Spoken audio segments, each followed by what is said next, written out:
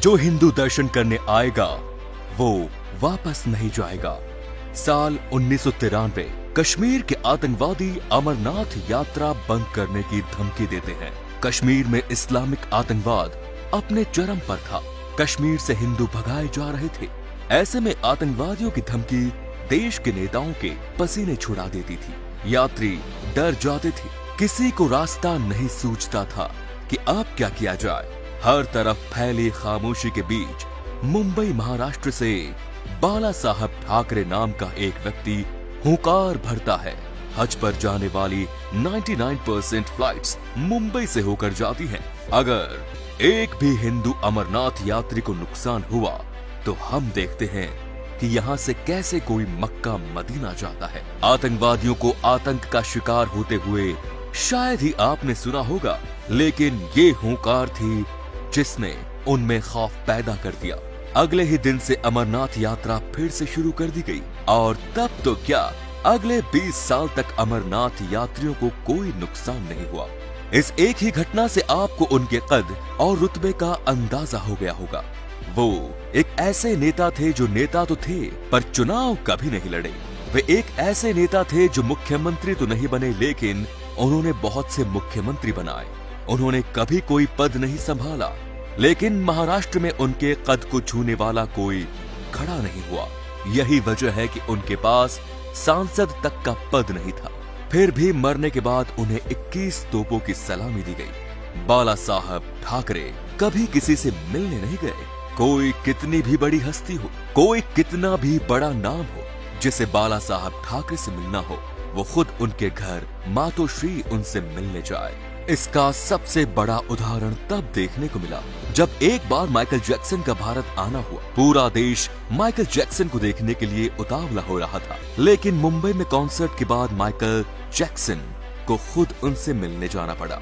बाला साहब ठाकरे सचिन तेंदुलकर को बहुत पसंद करते थे, लेकिन एक बार जब सचिन ने कहा कि महाराष्ट्र पर पूरे भारत का हक है, तब ठाकरे ने उनसे साफ कह दिया कि सचिन क्रिकेट की पिच पर रहें, राजनीति का खेल हमें खेलने दें। उन्हें देश का एक विवादित नेता कहा जाता था। वे एक ऐसे नेता थे जिन पर कानून तोड़ने के न जाने कितने आरोप लगे, लेकिन उनको इन आरोपों से कोई फर्क न पड़ा।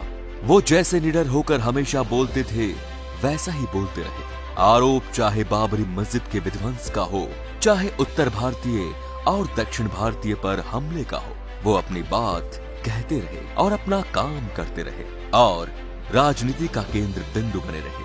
मुंबई में वही होता था जो बाला साहब ठाकरे चाहते थे। राजनीति में आने से पहले बाला साहब ठाकरे कार्टूनिस्ट हुआ करते थे। रविवार को टाइम्स ऑफ इंडिया में उनके कार्टून छपते थे, लेकिन बागी स्वभाव बवाल कर ही देता है। नौकरी नहीं कर सके, आखिर में खुद का मराठी अखबार मार्मिक शुरू कर दिया। उनका जन्म 23 जनवरी 1927 को पुणे में हुआ था। राजनीति के अलावा बॉलीवुड से भी उनके बड़े अच्छे संबंध थे। Hero, heroine, director, producer, writer, singer सब उनकी चौखट पर आते थे। शिवाजी पार्क में सन 1996 में एक नारियल फोड़कर शिवसेना बनाई। इसकी पहली सभा होने को थी और 50,000 लोगों की व्यवस्था थी, लेकिन उस मीटिंग में पहुंच गए 2 लाख से ज्यादा लोग। उस सभा में बाला साहब ठाकरे ने अपना पहला भाषण दिया। शिवसेना महाराष्ट्र की राजनीति का एक बड़ा नाम बनकर उभरी। 17 नवंबर 2012 को बाला साहब ठाकरे का निधन हुआ। मुंबई सदमे में था। कभी शांत न होने वाले मुंबई में हर तरफ से सन्नाटा छा गया। ऐसा लगता था कि सभी को सांप सूंघ गया हो।